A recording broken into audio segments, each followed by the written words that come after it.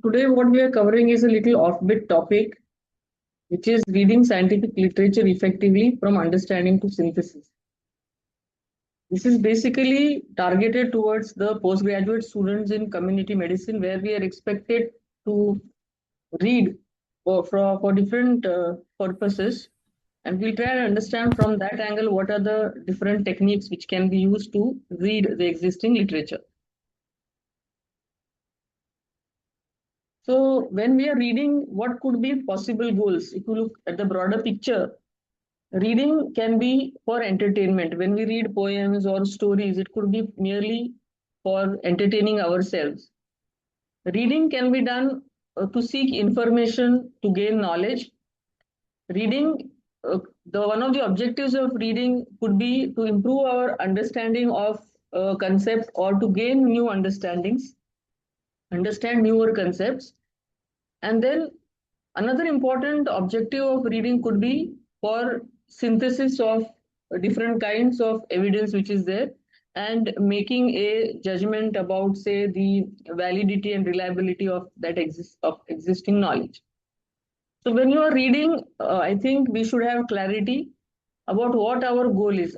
Are we reading to gain information, knowledge, or to improve our understanding, or are we trying to synthesize the existing information, to bring it all together, or to understand the quality of the evidence and make a judgment at our own level? So, see, reading we cannot classify reading as active or passive reading because all kinds of reading are active reading. So, what I'm trying to say is that reading is active exercise. It is a complex, highly skilled activity, and you require intense intellectual effort. So, when you are indulging in reading, and if it is real reading, then you will become tired after some time because you are spending energy doing this activity. Another important way of looking at reading is that reading is learning through unaided discovery. That is why it is called as unaided discovery, because you are coming across new concepts, new knowledge, new understanding, and a large part of it you have to do on your own without any teacher or without anyone physically present to guide you. Therefore, it is unaided discovery with an absent teacher. That is what reading, that is why it is a struggle to read and to understand on your own. When you are doing active reading, actually you are passing from a phase of less understanding to a phase of understanding more. So when you start reading and by the time you end reading something, you should gain a feeling that you have improved on the level of understanding a particular concept. Now, when a reader is involved or is doing reading, there are a number of steps which need to be done. So they have to search the relevant literature first, then whatever text they come across, they have to work with it, go through it, ask questions and seek for answers. You may have to identify the structure of the material you are reading, the quality, what is the research question, what is the answer, what is the quality of evidence, and might be you want to connect it with the pre-existing knowledge you have and then make a judgment about the quality of the text which you are reading. So there are many things which go on together. We don't realize it's just one word that it's reading, but there are many things that you do simultaneously when you are actually reading. So what in this session, what actually I want to do is to tell you all what actually you all are already probably doing when you are reading, not realizing that all these things are you are already doing, but you just have to refine these steps which you are already doing. Now, in this session, why am I talking about something different from epidemiology really is because the common pattern, whatever we are doing when we are reading, we usually download many articles and we read linearly. That is, whatever is written, we read it as it is from top to bottom and from left to right. And then when we want to use the material we are reading, we tend to copy the sentences and we hardly are able to connect the evidence which is there coming from different sources. So we need to really make a dynamic shift from this pattern. So instead of just looking at, completing a page or a article or a book, the reading itself has to be purposeful. We should be able to extract the exact information which we need. We need to critically appraise the article and, if needed, synthesize or make a synthesis of the evidence from different resources. If we are able to do this, then our thesis, our seminars, our presentations, our JCs, our examination answers, everything will certainly improve. And that is what is the objective of this particular presentation. So as postgraduate students in community medicine, of course, we are involved actively in conducting PG activities. So it could be presenting an article in a journal club, or your case presentations, your seminars, or even participating in debates, quiz, etc. And then towards course completion, your examination, submission of your thesis, and a research paper which you need to publish or present, which are criteria towards your course completion. And then even after you pass, when you start practicing in public health or in, say, academics, you may be involved in policy making, program recommendations, program implementation, decision making based on evidence, or taking lectures, giving talks. So everywhere you will see that you will resort to this activity of reading, which is part and parcel of whatever you do. So I have enumerated these different tasks which you will encounter along the way. So if you look at these different tasks, you will realize that you will require different reading approaches for these tasks. For example, if you are preparing for your PG topic or a seminar or a debate, or your writing your thesis, you will notice that you will refer to multiple sources, and you will need to bring together the important material from different sources together. So this approach is very different vis-a-vis, say, you are expected to present an article in a journal club, or you are doing a book review, you are reading a particular book.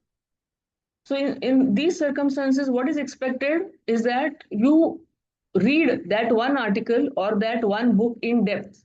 So in-depth reading of one source, this requires a very different approach. So actually what we are looking at, trying to understand, are these two differences. That is, trying to go in depth with one single article, one single book, or one chapter in a book. And another is, at one point in time, you are trying to access multiple sources and then trying to do something with those multiple sources. And these two are very different ways of reading. And we are trying to understand how to approach this differently. Are you with me here? Yes, ma'am. So for each of these tasks, the output is going to be different. And to achieve that output, your approach needs to be essentially different. So this entire presentation is actually taken from this book, which is written by Adler and Van Doren, which is about how to read a book actually. And he describes these 4 levels of reading. These are cumulative, means they build on one another. So the first one is the elementary reading, which is the basic reading which we are taught in school, which I'm sure we all know, without which we would not have come here. Then there is inspectional reading, followed by analytical reading, and then there is syntopical reading. So inspectional reading is the first step, where you just skim through, go through, and do a superficial reading, because you only want to understand whether the material which you are reading is going to be useful for the particular activity you have been assigned, or to achieve your objective. So you systematically skim through, say, the article, the book, in a very limited period of time, in say 5 to 10 minutes. You examine the document superficially, Just look at its structure, the main topic, and the core content, and you have to decide whether you want to go ahead and read it in greater detail. That's all. So, what I'm trying to tell you is that if you are searching and you come across documents which you feel could be important and you are including them in your kitty, you need not read it thoroughly, each and every document thoroughly always. Your first step should be inspectional reading, where you systematically skim through, do a superficial reading, and then decide, okay, I want to go ahead and do either analytical or a syntopical reading of this material. It is going to serve my purpose. Yes or no? That is what you should do at the end of inspectional reading. Because you will land up probably with innumerable number of sources. You have to skim through and identify which will go ahead and which ones you will drop at this stage. Then you have two important types of reading, analytical and syntopical reading. Now, in analytical reading, this is the type of reading which you will do for your journal club articles or your book reviews, where you have a single piece and you have to read it thoroughly in depth. That is analytical reading. Now, what happens in analytical reading is that you are interested in the author's perspective, in the author's research question. What is the answer the author has given to the research question? What is the evidence he has generated? So you are looking at the content from the author's perspective. This is something important which you need to understand. So analytical reading is a very intense form of reading. There is no time limit.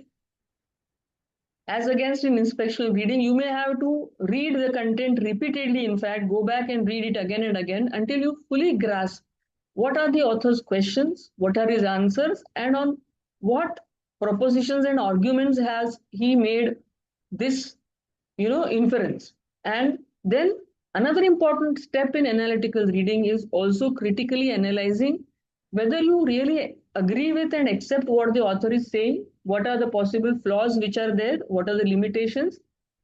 So this is what is the storyline for analytical reading. You want to understand the author and author's stand. Now this is very different from syntopical reading. So when you are given a topic for presentation, you are doing your seminar, it is your thesis, your lecture, your talk. So it is your thing. It is nothing to do with the author per se. Remember this difference. So you are reading material which is written by others to answer your research question or to fulfill your objective. So you are looking at several sources and trying to bring everything together. But ultimate objective is to serve your purpose, to answer your question, to prepare your lecture, your talk. Now, this is a very complex level of reading where you look at multiple sources simultaneously, you keep on making comparison across these multiple sources, synthesize everything together, understand what the similarities are, what the differences are, and then try and make sense of it, and ultimately try and answer your question. Say, okay, this was the question I had in mind, these are the answers which are there, this is weak evidence, and these are the gaps which can be filled. So your approach, especially for analytical and syntopical reading, are very, very different. And when you are doing inspectional reading, therefore, before doing inspectional reading, you should have clarity whether you are going to go in for analytical reading or syntopical reading. And accordingly, when you are skimming through, you should decide, okay, this, you are going through many articles. If you want to pick one up for your journal club, your decision should be in your inspectional reading. Yes, this is the one I want to read and in depth and present. If you are going for syntopical reading, you are going through multiple sources. Your skimming and your screening should help you to decide, okay, these are the different sources which will help me answer my question or will help me build up my thesis. Are you understanding these differences?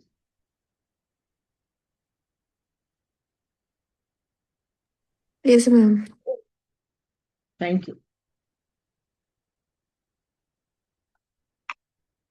So in inspection reading, the core question is this material useful? for me, either in my analytical approach or my syntopical approach. So you do this very, very rapidly and describe the relevance. So you do the screening in 5, 10, maximum 15 minutes, never more than that. Once you push it ahead, say for analytical reading, an article, you have to read through, and your ultimate statements are going to be about the validity of whatever the author says. This requires deep reading, and this will require more time to read, might be multiple readings. In syntopical reading, you are looking at multiple sources and seeing at what these different sources collectively show.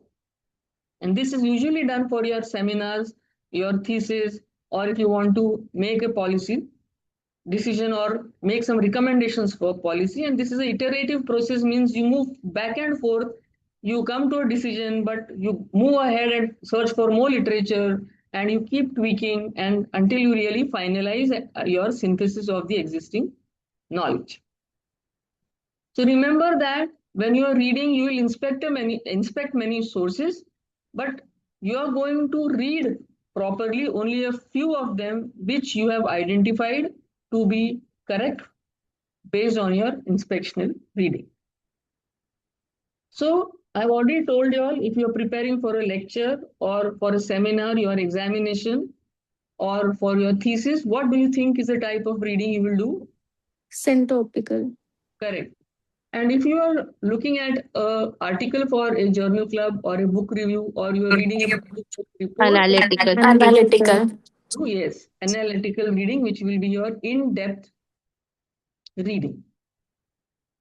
So let us begin with these three different types of reading. One is the inspectional reading, which has two important components: systematic skimming or pre-reading, and you can do simultaneously superficial reading. So what is this?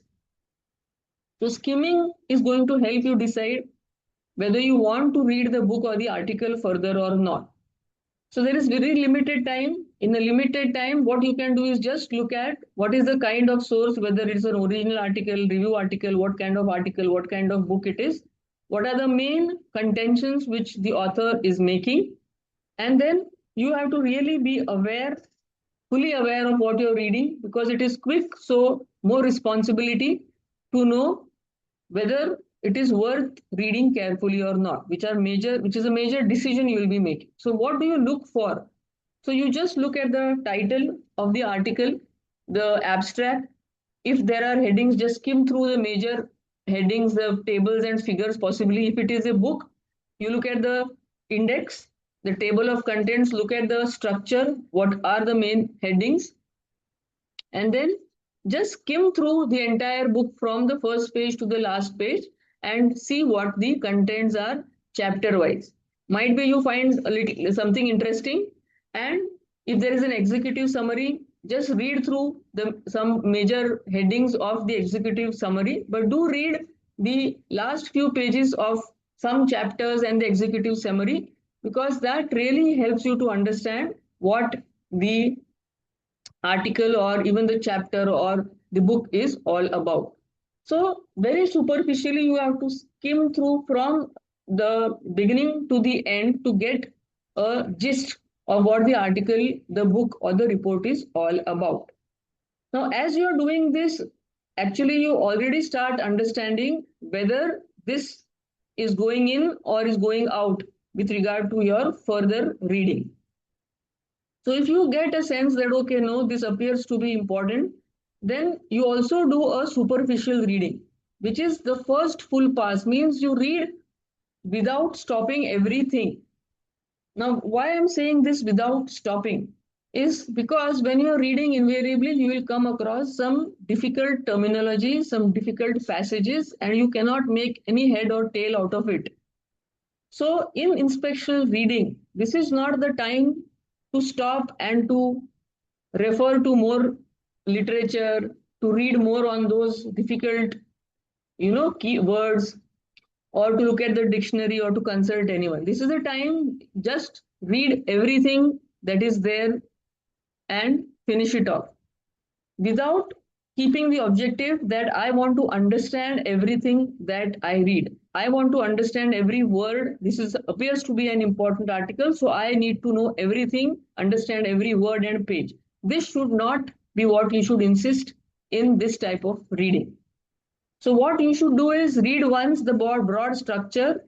If you are reading, if you come across some words which are difficult or some paragraph which is difficult, some formula, something, just mark it, continue reading, and you can come back when you're doing further kinds of reading to handle these difficult parts.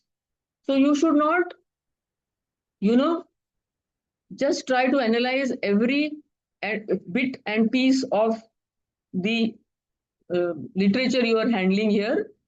You should not interrupt. Nothing in that content should interrupt your reading. You should just finish it off and then decide, okay, this is going in for further reading. So this is inspectional reading. That is first skimming through and deciding this is appears to be okay, then reading it completely, and on the way marking probably the difficult parts, but not making an attempt to make sense of or feeling guilty that I'm not understanding this part, and taking a decision that if I'm not understanding this part, let me drop this off. So this should not be done. You should read it, mark, okay, this is difficult, I'll handle it later, and push it ahead for further reading. Are you all okay with this? Yes, ma'am. Yes, ma'am. So when Yes, you're ma'am. reading, understand that there will be difficult words which later on we are going to call them as keywords, key sentences, key paragraphs, which are challenging. And that is where you should get excited, because it means that this reading is going to help you grow, it's going to help you develop, and it is going to take you to higher level of understanding. So this is not those are places or hints that you should not give up on that sort of literature, but you should include it and take it up as a challenge and read it to improve your understanding. When you are reading it for the first time, never expect that you will understand everything, understand every word, because that is not really going to happen. So inspectional reading is maximum 10 minutes. Finish it off as early as possible. Read the main headings, the main parts, and move ahead with a decision of keeping it for further reading or withdrawing it from your kitty. So this is something which you should keep in mind. So at the end of inspectional reading, whether it is worth keeping it and moving it ahead or dropping it. And when you're doing, your superficial reading, you should also be in a position to say, if you are doing syntopical reading especially, that okay, I have read all of this. This material will be, for example, in your thesis, will be important for my introduction. Okay, this part, this what I'm reading is important for my method section.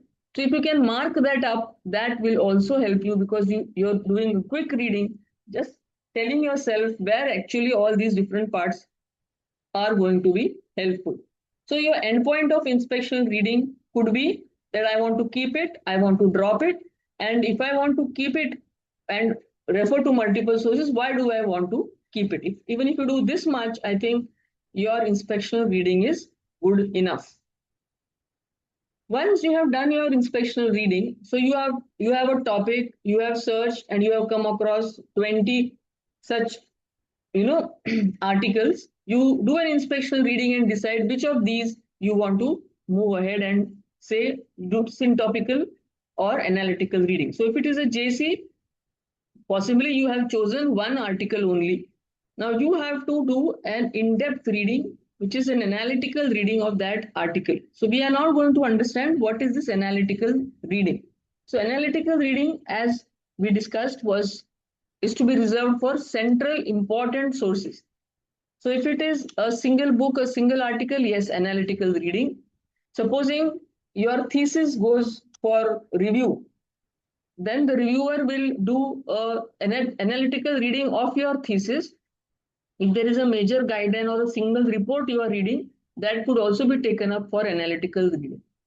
As I mentioned earlier, always remember that when you're doing analytical reading, you are looking at the author's question, his or her answer, and why he has come up with that answer. And then what do you feel about all of this? So this is not your question. You are not attempting to give the answer. You are looking everything from the author's angle, be it the author of the book or the article or the agency which has come up with the report, etc. This key point you should remember when you are doing your analytical reading. So there are again different stages in analytical reading. The first thing is to classify the source. Okay, what am I reading? Is it an article, a book chapter, a guideline? What kind of article it is? Then X-raying. So you go through the entire document to identify from our language what is the research question, what is the problem being addressed, what is the research question, and how is the entire document organized. How does it begin? What are the different parts of the document and how does it end? And then interpreting. What is the answer to the research question that the author has come up with? What are the key words, key terms which the author is using in the entire document?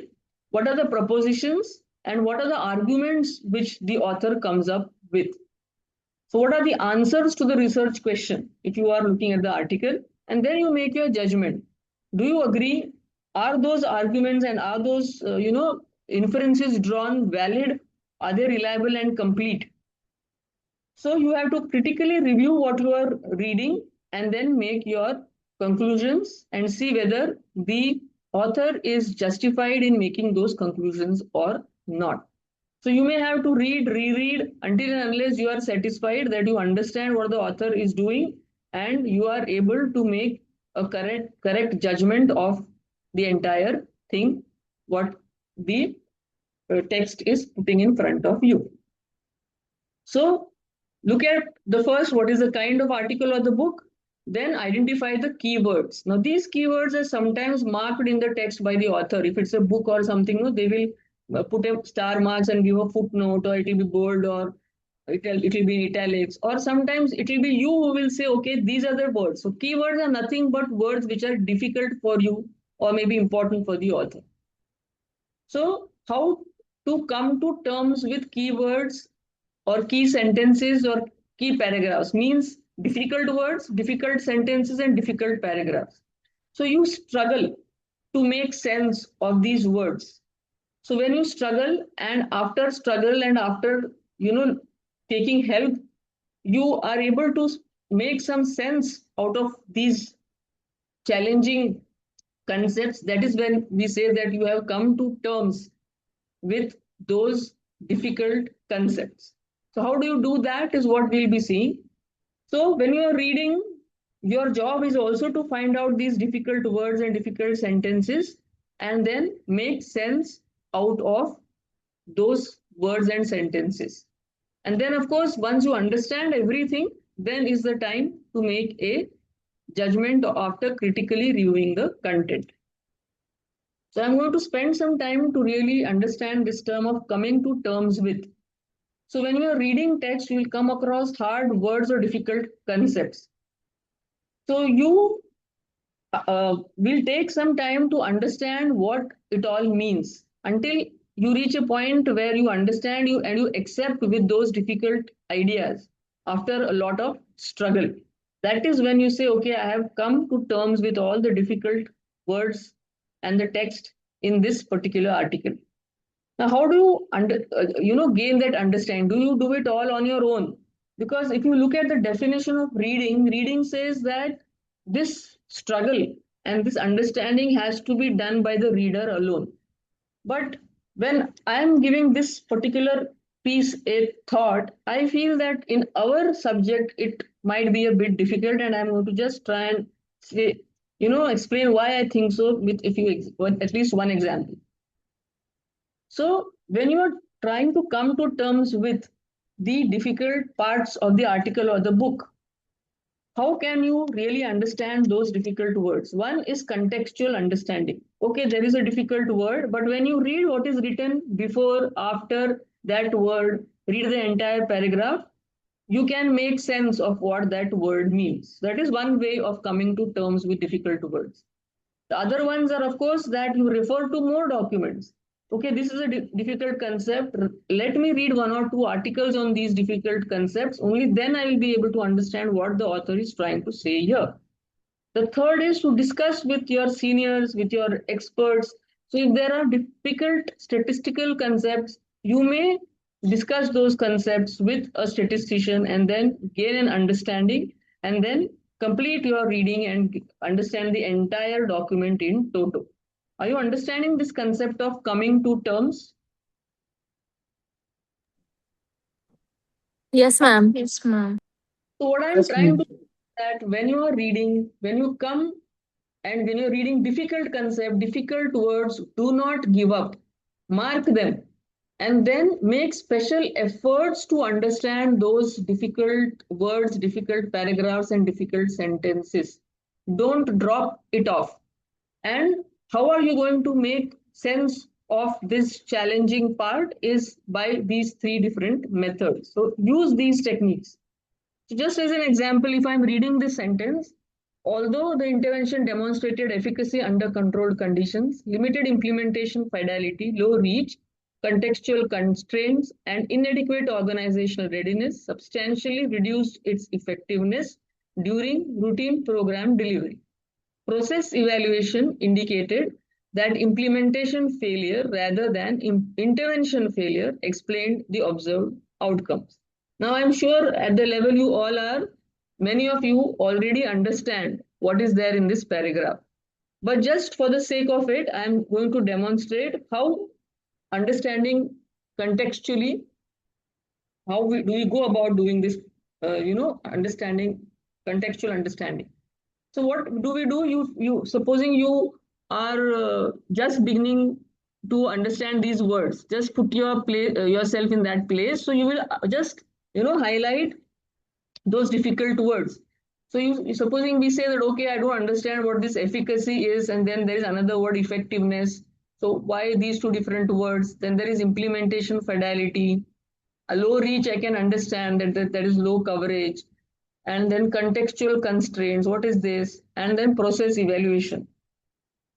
So when you read carefully, you will see that they have mentioned efficacy under controlled conditions, effectiveness during routine program delivery. So this is contextual reading, means I am reading something after that word, and that itself explains what the difference is between the two. One is under controlled condition, one is under routine program delivery. So you need not refer to any dictionary or any other resource. Here itself, if you read carefully, you can make sense of what these words are and what are the differences between them. Then there is implementation fidelity. If you know what fidelity is, or don't know what fidelity is, or if you just refer to a dictionary and you understand what it is, you can put these words together and you will know that it is just the degree to which the intervention is put into practice vis-a-vis how it was planned. Contextual constraints. So these are constraints contextual. So the surrounding conditions, rules which limited the implementation of the intervention. So those are the constraints in that particular environment in which this implementation occurred. And then process evaluation indicated that implementation failure. So process might be you may have to read, because if you know that okay, evaluation of different is of different type, I really am not aware what this is, you may read a bit. So what happens, some parts you are able to make sense by just reading material which is before after that word. Some parts, little bit of referencing to a simple dictionary may help you, but in some parts you may have to go and read a proper definition or a proper chapter on that particular topic to gain further understanding. Are you understanding this? Yes, ma'am. Yes, ma'am. So I'll give you another example. So now how do we come to terms with the different concepts in this paragraph? So this is approximately 14% of observations had missing values for household income. Complete case analysis was considered inappropriate because missingness was associated with education and place of residence. Multiple imputation by chained equations was therefore performed under the missing at random assumption. with the imputation model, including the outcome, exposure, auxiliary variables, and variables predictive of missingness, estimates from 20 imputed datasets were combined using Rubin's rules. Now, this is a more challenging paragraph. Now, do I know what complete case analysis is? I don't know. But if I make sense out of it, some part is missing. So only that part which is available, can I analyze that? So they are saying no, that is inappropriate because missingness is associated with two variables. So it will bring about a bias. Now I don't know what multiple imputation by chained equations is. So that is going to be a challenge for me. So I'm going to keep it aside. Then there is missing at random assumption. Now, can I make sense of this within the paragraph? In fact, you will see that it becomes more challenging because on one hand, it is mentioned that missingness is associated with something, and then there is a mention that there is missingness at random. Now, these are in contrast with each other, so this is not helping me at all. And then there is a mention of imputation model, auxiliary variables, and Rubin's rule. So now here I am really very, very helpless. And there is no other option but to consult another source. I will have to read a chapter on missingness, understand what are the different assumptions which can be made, what are the different methods, what imputation is, and what are Rubin's rules to bring all the different estimates which we get with imputation together. So until and unless I do further reading for these specialized topics, I will not be able to understand this at all. So another thing I can do is approach a statistician and take their guidance to understand these concepts. So sometimes reading back and forth what is written before after can help you. Sometimes it can create more confusion. You have to realize what is happening and then take a decision whether you have understood and you feel that what you have understood is correct, you are satisfied, or is more reading required on those topics, or would you like to consult an expert? Are you getting me? Yes, ma'am. Yes, ma'am. Yeah. So again, this I'm not going to go through, but when you are reading articles, I'm sure you have read articles. These are the different headings. So you go through these different headings in detail. Again, do you read them as it is presented in the article? Probably not. So probably you will read the title, you will read the abstract. You may just read the last paragraph of the introduction to understand what the research question is. Go to the key parts of the methods, results. That is a time when actually you should know that what's happening in the article, and then you read your methodology in greater detail, the remaining part of the discussion, and might be then go back and read the introduction to see what was the rationale to do all of this. So there are different ways. There are studies which have shown that people jump from one to other and how different people are comfortable. But what I want to say is that it is not necessary that you read from the beginning to the end. You can go back and forth, and then once you feel that you have understood everything, then you can do a complete reading once again. So when you're doing an analytical reading, for example, for a research article, you should ask questions. This is another message I want to give. That is, asking questions of what the author is doing and trying to get answers is how you do your reading. So why was this study done? What was the research question? How was the study conducted? What are the main findings? Are these findings valid? And are they applicable to practice or policy? This is what should be in your mind when you're reading the article. So as you can see, they will crop up in your introduction, in your method section, in your results, and then in your discussion. So please remember that we are not understanding how to read a scientific paper here. You will find that there are innumerable number of articles which tell us how to read a scientific paper. So I'm not going there. You can read those papers, but I'll just give a few examples here. So this is a 3-pass approach of reading the article.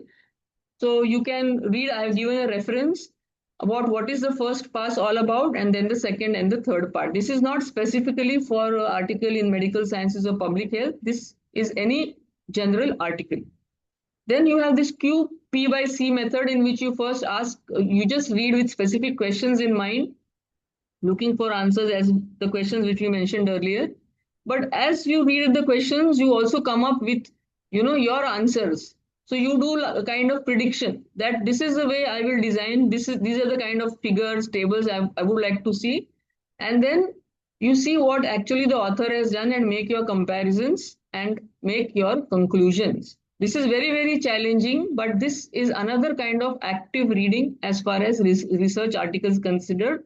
If you are interested, you can read this article in the reference which is mentioned in the footnote. So remember that when you are doing this kind of reading, your endpoint is where you are going to do a critical appraisal, means you might end up criticizing the author. But some intellectual etiquette has to be maintained when you are doing this criticism. You cannot just say that the paper is bad. You have to say what the author's question was, what the arguments are, what the inferences are. And if you find that there is a problem, there are huge biases and there's confounding, you will say that, okay, these are the limitations, and these things could have been done, they have not been done. So there is only limited acceptance of the inferences which the author has drawn. So be very careful with the criticism which you do of scientific content. I think I have done something here.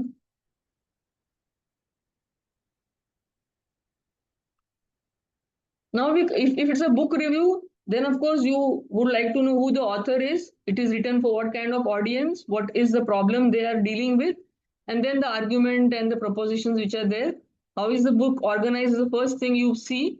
And then this also ultimately, when you're doing a book review or reading the book, ultimately you have to decide whether you agree with the author or not. Again, without a critical analysis, that is not possible. So what you're doing with the article, the same thing you're doing actually with the book too. Then for public health reports and guidelines, you just have to ensure that it is relevant and of the current times. And then again, go through it like any other journal or book and see what the authors of those guidelines or reports are trying to say and whether it's agreeable to you or not. Then, of course, the question is the role of AI in reading. Because before we go to this important concept of syntopical reading. Can I use AI? That is, I take the journal article and give it to the AI and ask it to summarize it for me.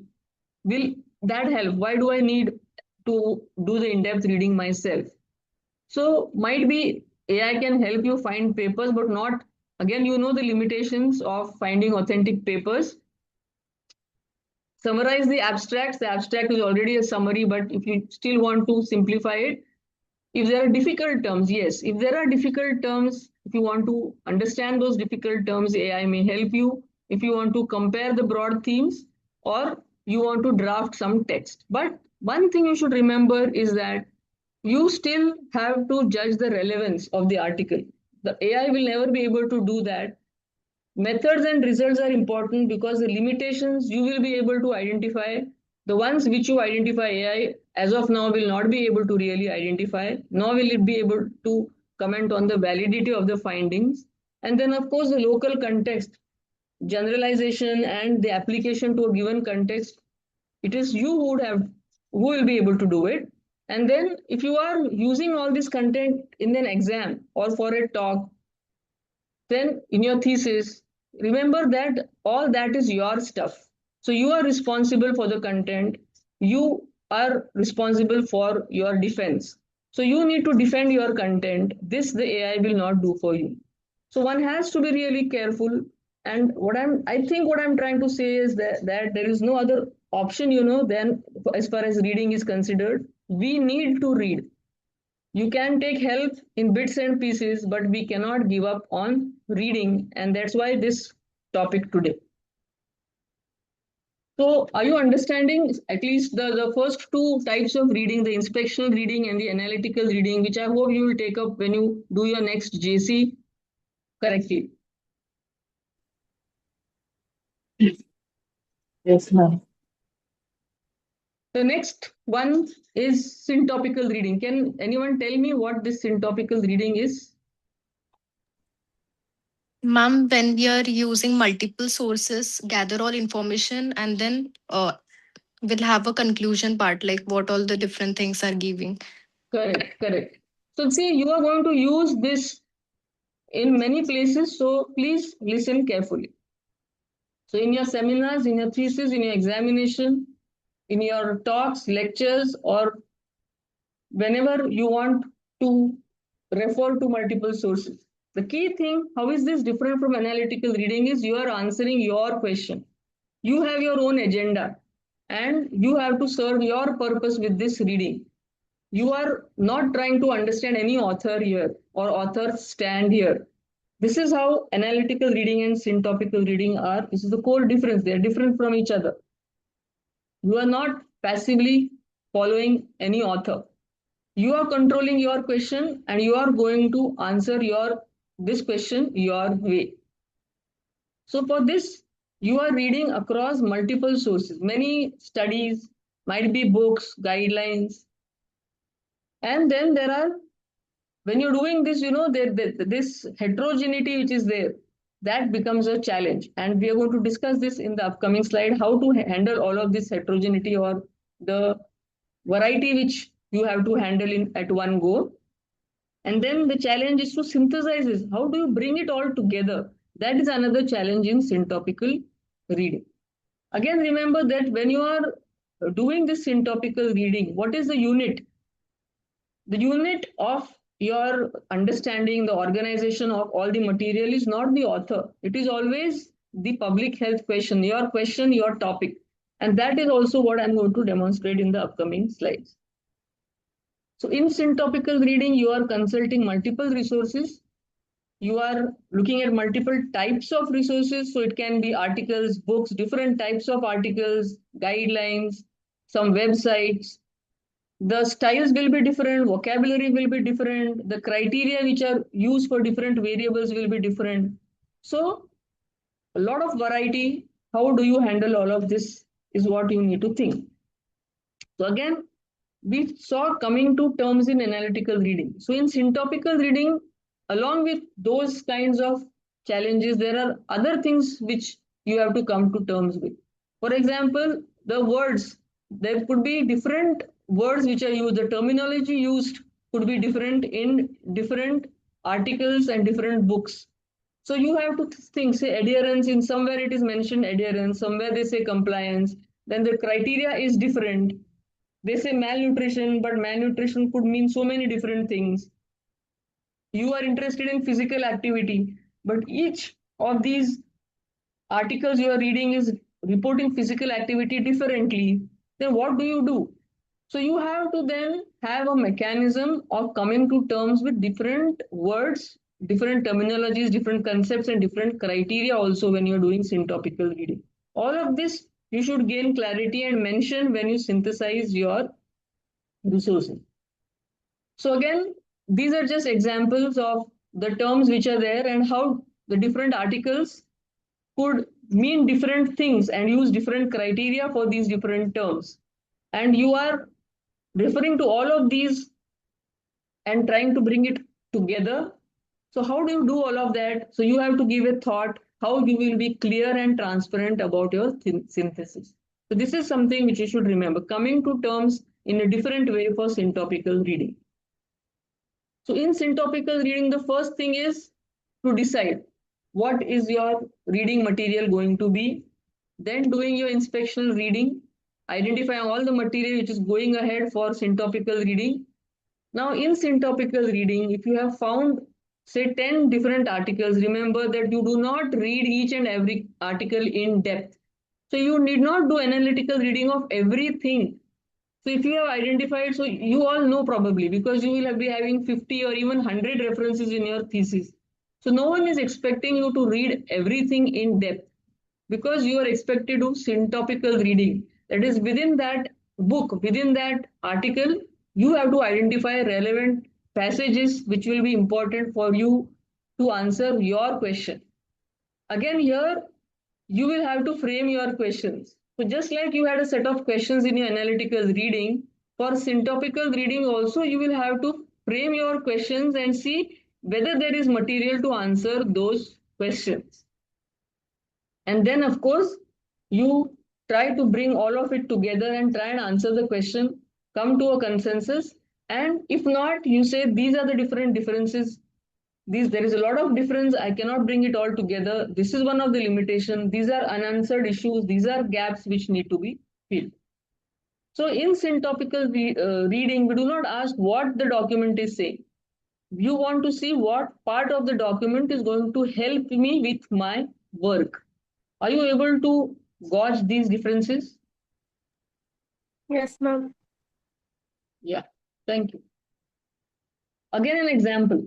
So see, if you are writing or preparing for your say seminar or your talk, so you would want to know what is the burden of XYZ, who is affected, why a particular thing is happening, what are the risk factors, what are the current interventions and recommendations of this, what is working well, is there any gap where more research, more action is needed, and are there any recommendations which you want to come up with or something already mentioned.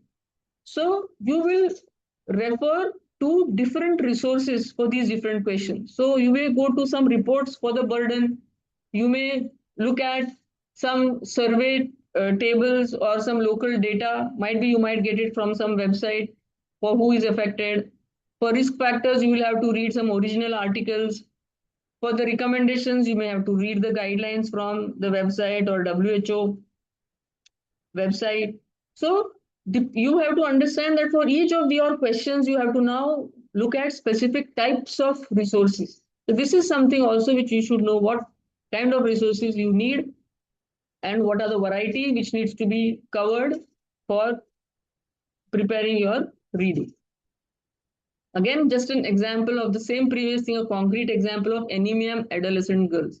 So you will access the NFHS report, the national program guidelines, might be WHO guidelines, might be for you may take help of some local audits if they are available, some original articles. So everything together is help you come up with your final content. Now, how do you do your synthesis? This is something I really want to point out because this kind of synthesis is what I have frequently seen being done. That is, you find out these articles and you say that XYZ et al. Found poor adherence, Patil et al. Found side effects, ABC et al. Found poor counseling, so on and so forth. This is the way your thesis is really written. But this is weak writing because the paragraphs or the sentences are organized by authors and not by ideas. And when you really want to you want to do a synthesis, how would you write the same thing? You would say across studies, poor adherence appears to be influenced by side effects, inadequate counseling, irregular supply of medicines, weak follow-up systems, and then give all the references in bracket. What I'm showing here is two different ways of making the synthesis. That is, you have read multiple things about adherence. How do you get it all together? On the left, what you see is author-wise. On the right, what you see is idea-wise.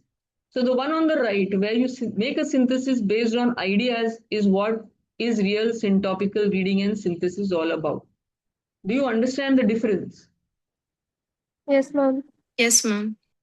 So I would encourage you to go in for the stronger kind of synthesis. It may be a bit challenging. The left one is easy. Just write down the name of the author and whatever he or she says. But here you have to get everything together, the ideas together, and that is something which this shift is what I am expecting you all to do. So you have a topic.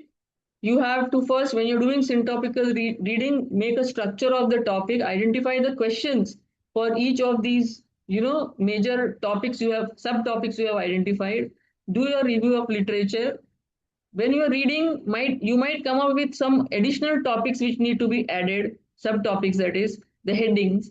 Go back and forth and do this until you finalize your content and then your presentation. That is how you will use your syntopical reading. So this, I think I'm finishing syntopical reading. Do you have any questions? I will come back to the questions in the end. Just jot them down after we finish the recording. I'll just finish these 2 or 3 slides. So one is note making. Now you are reading in syntopic. I'm still continuing, in fact, syntopical reading, because what is important here is how do you extract all this, important information from multiple sources that you are reading. So that is known as note making. That is, you have multiple sources. How do you get the important information in one place?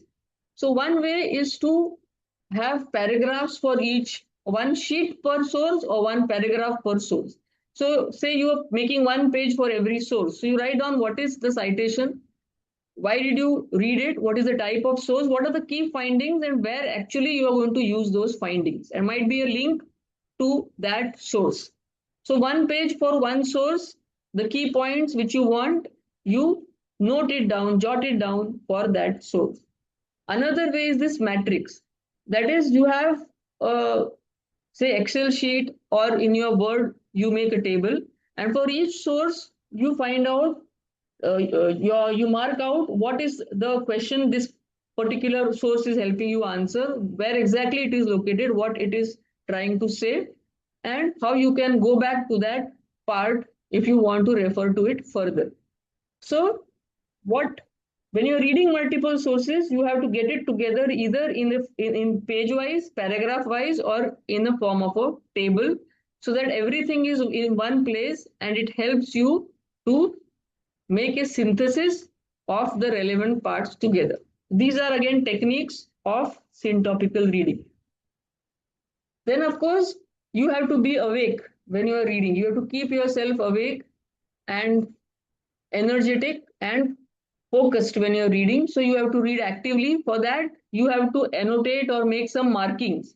So if you see some main themes, definitions, keywords, some challenging part, you mark it in any way you like. Can you share any way you make markings? If you are at all reading, say reading, even when you're reading as a soft copy, you can make your markings, or when you're reading a book, you can make a marking. So do any of you do such markings? Hello, ma'am. Good evening. Good evening. Ma'am, actually, this marking is something that has been quite helpful with academic reading and scientific paper reading. I usually do 2 or 3 colors sometimes, or sometimes use a sign or a symbol based on the importance or significance. So, a star mark for something else, and a triangle or a circle for something else, for a Correct. paragraph which will be Yeah. relevant. Yeah. So Sumana, I believe you because I've seen you doing all that. So these are different ways, and these are interesting ways which Sumana has just now described. So you could have your own ways of marking, say, difficult words, interesting things, or whatever way of, and which will give you hints also about what those parts, what you were thinking when you read those parts. And then, of course, you can mark the structure-wise, evidence-wise, say some particular, sign to say that these are the doubts which I need to get clarified. So you have your own way of marking and knowing what the codes of these different codes for different types of markings would be. But this helps you to really, keep up reading, keep your reading in an interesting way and focused, so that you do not lose interest or doze off. So mapping is when you're doing it, again, the 3 passes which I mentioned, which can be used in general, even in syntopical reading, is just first looking at the type of source, what are the different sections, and then going through the entire thing just with the idea of finding out relevant parts in syntopical reading and not doing in-depth reading for every source. And if you're doing analytical reading, thinking about whether what you're reading is valid or not, and whether it can be generalizable and applied to any population you are interested in. And if you're doing syntopical reading, how is it that you are going to bring it all together? What are the steps you would want to use to bring all of these different things, different places things are lying, how to get it together? So before reading, there is some preparation which is needed. During reading, you need to do something very, very actively.